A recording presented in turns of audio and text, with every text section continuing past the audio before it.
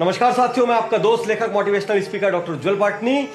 रात के 11 बजे थे। 11 बजे अचानक घर की घंटी बजी।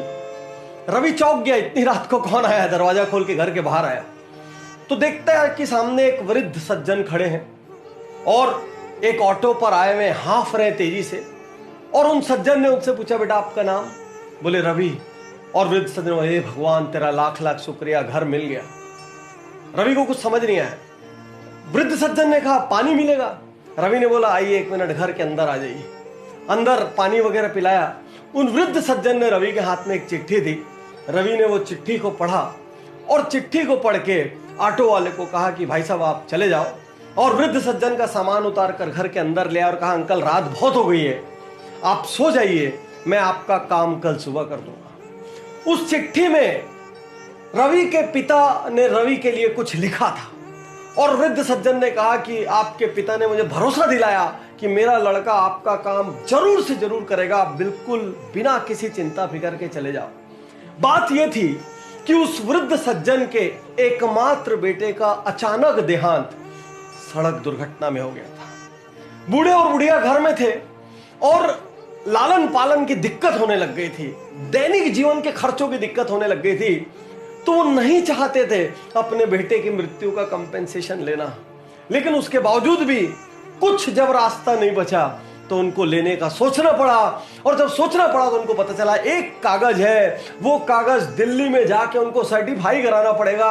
वो सालों साल से वृद्ध सज्जन कभी अपने छोटे से गांव से निकले नहीं थे। दिल्ली उनके लिए बहुत डरावनी, बहुत बड़ी जगह थी। इतने में उनके पुराने मालिक, पुराने बॉस ने अपने बेटे के नाम से एक चिट्ठी बना के दी कि जाओ मेरा बेटा आपकी मदद करेगा। अगले दिन सुबह अंकल उठे, उनको बढ़िया नाश्ता वाश्ता कराया, अपनी गाड़ी में बैठाया। रवि ने छुट्टी ली। छुट्टी लेकर रवि वो ऑफिस में गया। सारी मेहनत मशक्कत करके वो डॉक्यूमेंट फाइनली निकाल लिया। डॉक्यूमेंट निकालने के बाद अंकल की बस की टिकट करा दी। टिकट के साथ मिठाई का एक डब्बा दिया और बस स्टैंड पर छोड़कर निकलने ही वाला था। इतने में वृद्ध सज्जन ने यूं हाथ जोड़कर कहा, रवि तुम्हारे पिता धन्य है कि उन्होंने तुम्हारी जैसी संतान को पैदा किया, और वो धन्य है क्योंकि उन्हें तुम्हारी जैसी संतान मिली।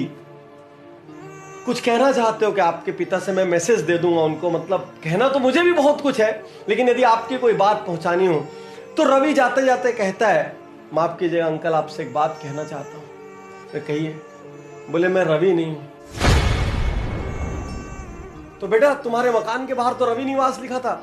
हाँ वो मेरा रवि निवास है, मेरा नाम भी रवि है, लेकिन मैं वो रवि नहीं हूं जिसको आप ढूंढने आए थे। उन वृद्ध सज्जन को कुछ समझ नहीं आया। बोले अंकल जब आप रात को आए थे आप हाँफ रहे थे, लेकिन आपकी आंखों में उम्मीद थी कि उनका बेटा मदद करेगा। जब मैंने चिट्ठी पढ़ी तो मुझे मेरे पिता का ध्यान आ गया, जिनके लिए मैं जीवन भर कुछ नहीं कर पाया, और मैंने आपके वाले रवि को फोन किया। वो एकदम से हिल गया भीतर तक, क्योंकि वो कहीं बाहर गया हुआ था और 8-10 दिन बाद आने वाला था। मेरे पास हिम्मत नहीं थी आपकी उम्र को देखते हुए, आपके इमोशंस को देखते हुए कि मैं आपको वापस भेज सकूं, और मैंने निर्णय लिया कि मैं आपका ये काम करूंगा। और अब उस वृद्ध व्यक्ति की आंखों से झर आंसू बहने लगे। बोले तुम रवि को जानते भी नहीं हो? बोले अंकल मैं नहीं जानता हूं, आपकी चिट्ठी में फोन नंबर था उसी से लगाया। तुम वो रवि भी नहीं हो? बोले नहीं मैं वो रवि भी नहीं। फिर भी तुमने मेरे लिए छुट्टी ली और इतना किया। कौन कहता है भगवान नहीं होते? कौन कहता है भगवान नहीं होते? कौन कहता है भगवान नहीं होते? कहते हुए बस में चढ़ गए और चले गए। और रवि उस दिन अपने घर पहुंचा और उसको अपने जीवन की सबसे बड़ी, सबसे बढ़िया, सबसे बेहतरीन नींद आई। साथियों, हर आदमी दुनिया में अपने रिश्तेदारों की मदद करता है, अपने दोस्तों की मदद करता है, अपने परिवार वालों की मदद करता है, अपने स्टाफ की मदद करता है। बस इतने में उसकी दुनिया खत्म हो जाती है। जो यहां तक भी नहीं करते, आपके लिए तो मैं क्या कहूं, आप तो उस भगवान के प्रति कृतज्ञ भी नहीं है जिसने आपको इस धरती में भेजा है और आपको इस लायक बनाया कि आप किसी के लिए कर सकते। आज मैं हर वीडियो देखने वाले से कहना चाहता हूं, हर उज्जवल पाटनी यूट्यूब चैनल के फैन, फॉलोअर, सब्सक्राइबर से कहना चाहता हूं, जिंदगी में अनेक बार उनकी मदद कीजिए जिनको आप जानते भी नहीं है और आपको पता है ये मदद करके मेरे को बदले में कुछ मिलने वाला भी नहीं है।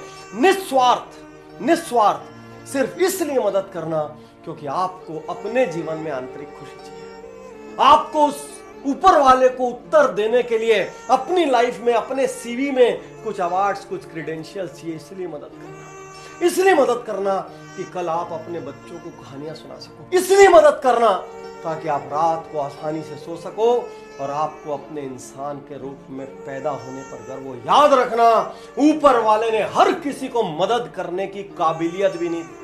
दुनिया में ऐसे हजारों लाखों लोग हैं जो चाह के भी किसी की मदद नहीं कर सकते, लेकिन यदि आप मदद कर सकते हो ना, तो समझना ऊपर वाले ने आपको वीआईपी बनाकर इस धरती पर भेजा। और आपसे यह कहना चाहता हूं, मेरे इस मिशन को भी आपकी मदद की जरूरत है। इस वीडियो को यदि आप 5 लोगों तक पहुंचाते हैं और उन 5 में से एक आदमी भी किसी अनजान की मदद करता है, तो उसके हिस्से का कुछ पुण्य आपको भी मिलेगा। शुक्रिया, धन्यवाद।